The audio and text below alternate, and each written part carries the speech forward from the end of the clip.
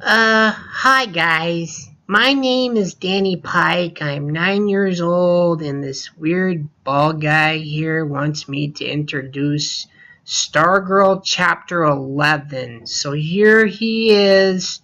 He works for something called Daniels Inc. I don't know what that means, but here he is. Why, thank you, Danny. That was a much better introduction than Miss Hillary Kimball gave me the last chapter. We are here reading Stargirl, Chapter 11. And, Danny, I hope your leg's okay. Oh, my leg's doing much better. Thank you. Okay. Chapter 11, Stargirl. This is basketball season. Get ready. During the first quarter of each home game, Stargirl went over to the visitor section and gave them each a cheer. She began with an exaggerated ball-bouncing motion. Dribble, dribble, sis boom bibble, we don't bite, we don't nibble, we just say sweeping wave. Howdy, friends! Two thumbs up pointing to her chest. Where are the electrons? Pointing to them.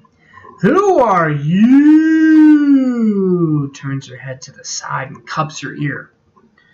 A couple visiting cheerleaders, maybe a fan or two, would call back Wildcats or Cougars or whatever, but most of them just gaped at her as if to say, who is this? Some of her fellow cheerleaders were amused, but some were mortified. At that point, the only crime Stargirl could have actually been accused of would be corniness, but she didn't stop there. She cheered whenever the ball went in the basket, regardless of which team shot it. It was the strangest sight. The other team scores, the MAHS crowd sits glumly on their hands while Stargirl alone pops up cheering. At first, the other cheerleaders were tried to suppress her. It was like trying to calm down a puppy. When they gave her the pleated skirt, they made her a cheerleader they had never imagined. She did not limit herself to basketball games. She cheered anyone, anything, anytime. She cheered the big things, honors, election winners, but she most gave her attention to the little things.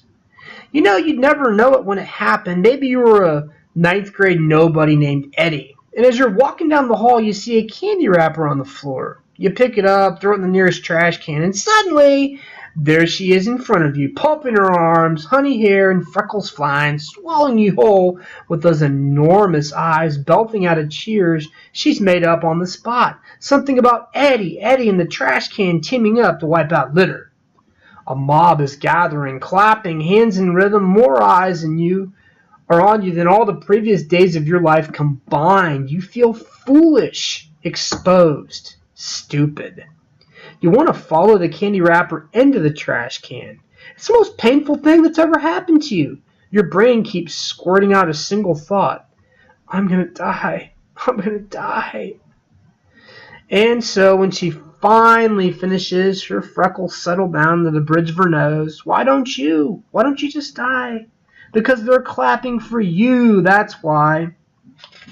And whoever heard of dying when they're clapping for you?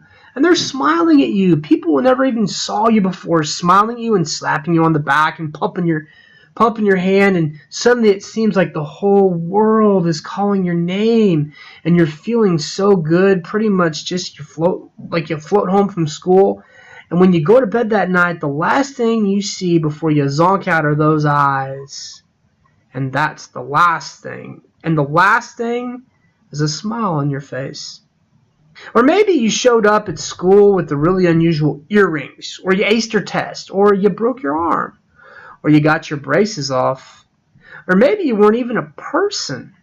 Maybe you were a charcoal drawing on the wall done by some art whiz, or a really neat-looking bug out by the bike rack.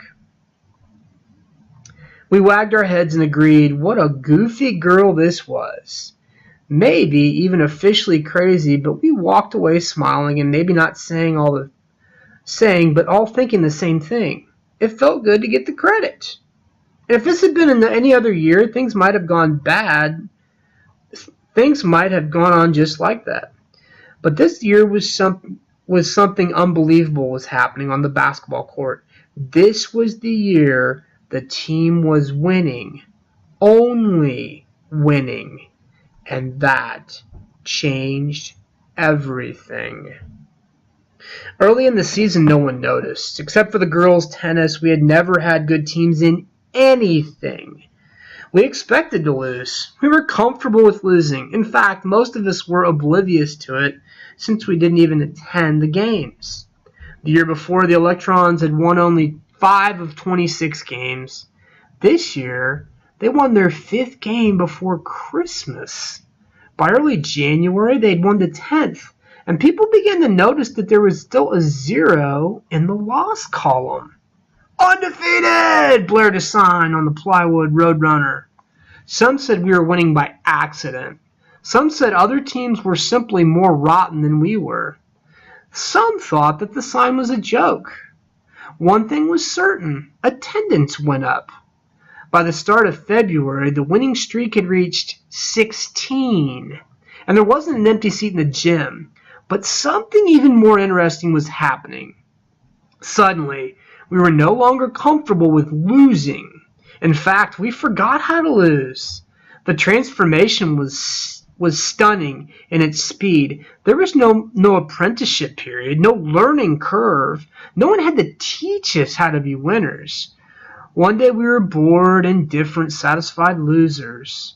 The next, we were rabid fanatics, stomping in the grandstand, painting our faces green and white, doing the wave as if we had been perfecting it for years. We fell in love with our team.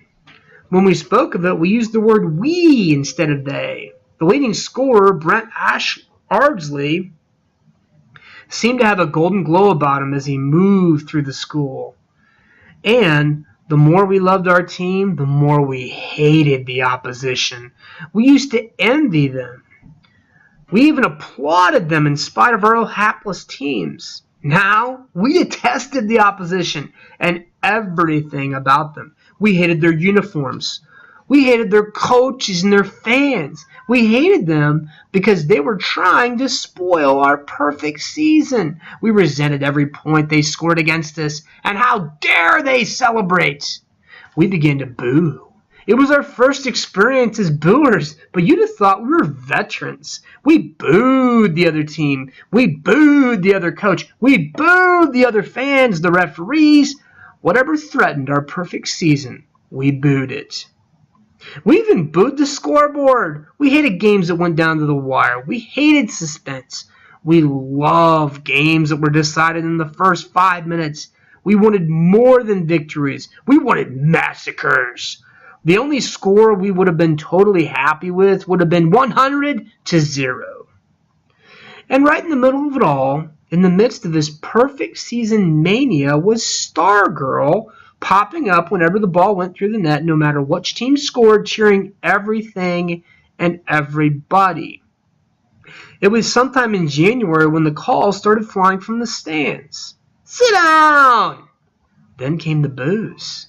She didn't seem to notice. She did not seem to notice. Of all the unusual features of Stargirl, this struck me as the most remarkable. Bad things did not stick to her. Correction, her bad things did not stick to her. Our bad things stuck very much of her. If we were hurt, if we were unhappy, or otherwise victimized by life, she seemed to know about it and to care as soon as we did. But bad things falling on her, unkind words, nasty stares, foot blisters, she seemed unaware of. I never saw her look in a mirror, never heard her complain. All of her feelings, all of her attentions flowed outward. She had no ego. The 19th game of the basketball season was played at Red Rock. In previous years, cheerleaders had outnumbered Micah fans at away games. Not now. The convoy rolling across the desert that even stretched a couple miles. By the time we were seated, there was barely enough room for the home team fans. It was the worst slaughter of the year. Red Rock was helpless. By the start of the fourth quarter, we were ahead 78-29. The coach put in the subs. We booed. We smelled 100 points. We wanted blood. The coach put in his starters back in. And we howled as the 100 as we howled the 100 points in 100 in the stands, Stargirl got up and walked out of the gym. Some of us who noticed this assumed she was going to the restroom. I kept glancing toward the exit. She never returned. With 5 seconds left in the game, the Electrons scored the 100th point. We went nuts. Stargirl had been outside the whole time, chatting with the bus driver. The other cheerleaders asked why she had left. She said she felt sorry for the Red Rock players. She felt her cheering was only making the massacre worse. Such games were no fun, she said. Your job is not to have fun, they told her. It's to be a cheer for Micah High no matter what. She just stared at them. The team and the cheerleaders rode the same bus. When the players came out of the locker room, the cheerleaders told them what had happened. They devised a trick. They told Stargirl that someone had forgotten something in the gym and would she please go get it. Was Stargirl gone? They told the bus driver everyone was aboard, and the bus made the 2-hour return trip without her.